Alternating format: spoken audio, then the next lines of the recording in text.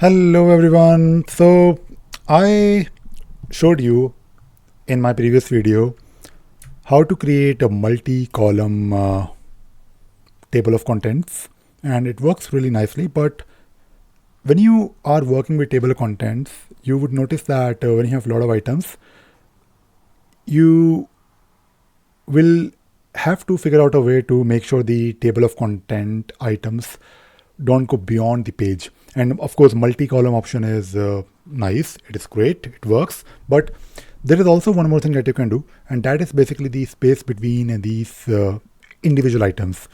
So basically the vertical space, and it is actually very simple. So let me show you. So this right now is my table of content, and as you can see, it is quite okay because it has 7 items and they fit nicely. But if I remove these 3 or 4 lines, and if I try to export it again, let us see what happens. So if I now export this one more time, let us see if the space increases or not. It will definitely increase the vertical space between the items, and now you can see, fortunately for me, it is basically my table of content is in 2 lines, not 2 lines, 2 columns. But in some cases, let us say if I go to introduction to Jira, you can see here that the space, it now almost fits. So it is always better to make sure that you decrease the vertical space, and it is actually very simple. I mean, of course, I just searched online and I found 2 references, one in Stack Overflow and also the documentation. So if you refer to the documentation, the Beamer documentation, it is really amazing, because if you look at Beamer, I think it is, how do I search it? Beamer user guide. Yeah, this one.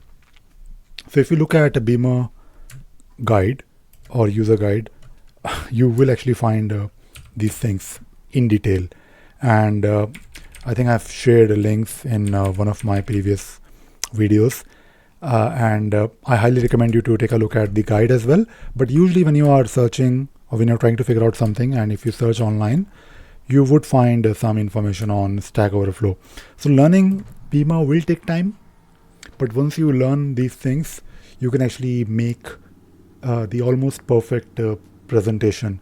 And because it is nothing but a text file, you can of course do a lot of other wonderful things. But table of content, I think for some people, I think not always, but if you are making some serious content, like for example thesis, or if you are submitting some project, in my case I make my training manuals, training slides, and material using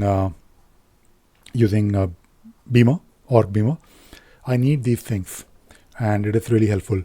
And these small things, these small tweaks, will give you a lot of flexibility. Anyways, I'll shut up now, and I hope you found this video useful and you learned something new. Thank you very much. Bye bye.